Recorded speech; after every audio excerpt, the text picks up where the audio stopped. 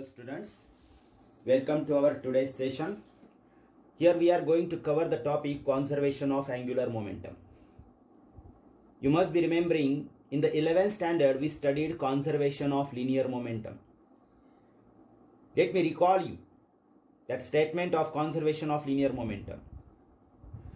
The linear momentum of an isolated system remains conserved in the absence of an external unbalanced force. This was the statement of conservation of linear momentum that we studied in the 11th standard. Now, as we are going to study the conservation of angular momentum, with the minor changes in this statement, we can state the conservation of angular momentum. How? As we have already studied that the linear momentum and the force in translational motion are analogous to angular momentum and torque in rotational dynamics. So these are the physical quantities. Angular momentum and torque are analogous to linear momentum and force in translational motion. So with these changes, we can state the conservation of angular momentum. How can we state? How can we state the conservation of angular momentum?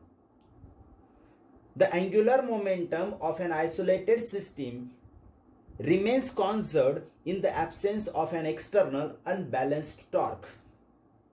So this is very simple statement. But what could be the question in the examination on this topic?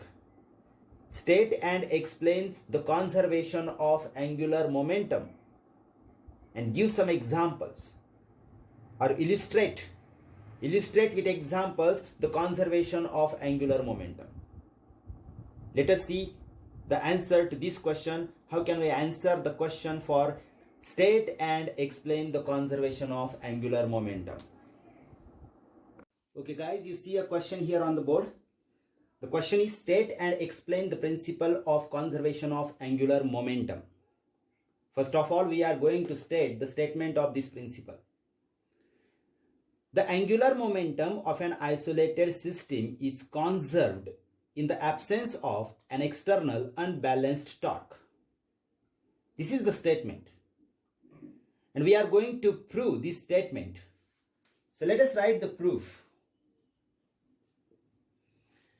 First of all, the angular momentum of a system is given by the cross product of R bar and P bar that we have studied, where R bar is the position vector from the axis of rotation and P bar is the linear momentum. If we differentiate this equation with respect to time, is t, we get dl bar by dt is equal to d by dt of R bar cross P bar. This step is obtained by differentiating the above equation with respect to t. Now if we apply the formula for derivative when there is a cross product between the two quantities, we have to take care of order of these two quantities, because the cross product of two quantities does not obey the commutative law of multiplication. So while splitting the derivative to these quantities, we write here R bar cross dP bar by dt plus dR bar by dt cross P bar.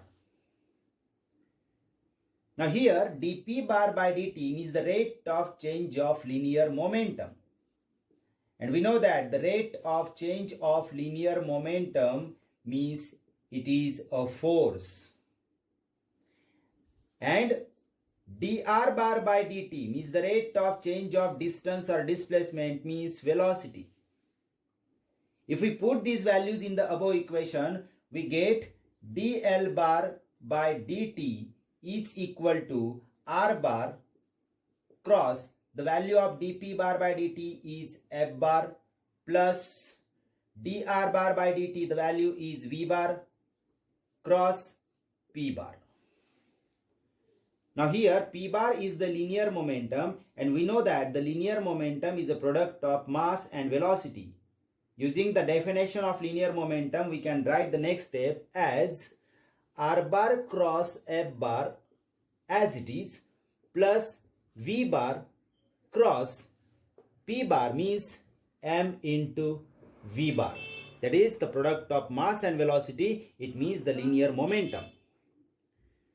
Now here R bar cross F bar as it is plus, if we take M outside, we can write inside the bracket V bar cross V bar. And we know that the self cross product is 0. We have studied it in the 11th standard, characteristics of cross product. Self cross product is always 0. So here we can write V bar cross V bar is 0. So the step will be left hand side dl bar by dt is equal to R bar cross F bar plus M into 0 means completely becomes 0. But we know that R bar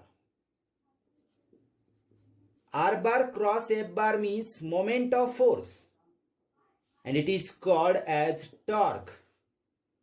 The moment of force means torque. So putting this value in the above equation, we get tau bar is equal to dl bar upon dt. Now from this equation, it is clear that if tau is 0, then dl bar by dt is also 0. And we know that the derivatives of constant terms are 0. It means here L bar is a constant. See, here we get the proof for the statement of principle of conservation of angular momentum. Angular momentum of an isolated system remains conserved. Conserved means constant in the absence of an external unbalanced torque. Tau is 0 means there is absence of external torque. And in this way, we can prove this principle of conservation of angular momentum. Okay, if we talk about some examples of conservation of angular momentum, many examples come into our mind. Some of them are ballet dancers. You must have seen ballet dancers. They have to maintain their angular momentum constant. The second example is ice skating.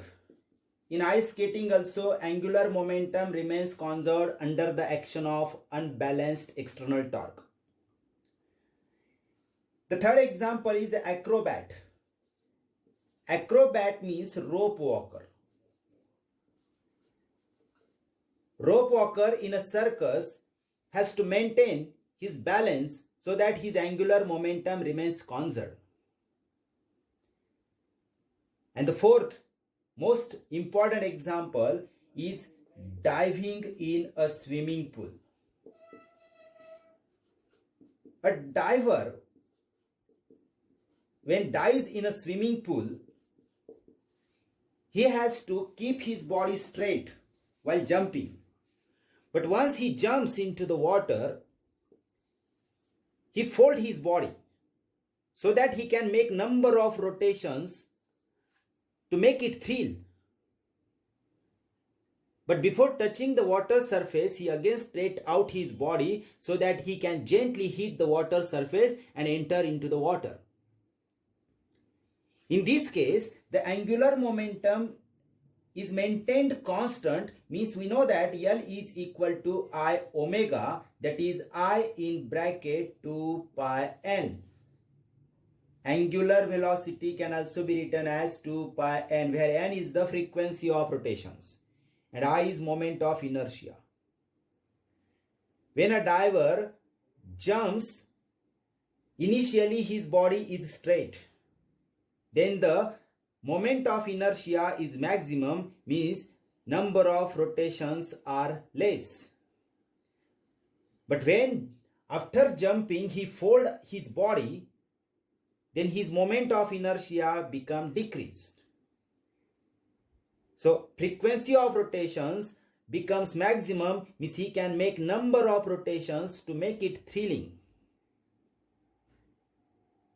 And again, when he reached to the water surface, before reaching the water surface, some time earlier, he again straight out his body so that he can gently hit the water surface, means at that time his moment of inertia increases and number of rotations decreases, so that he can gently hit the water surface and enter into the water surface. So I hope that this example might cleared about the conservation of angular momentum. Okay.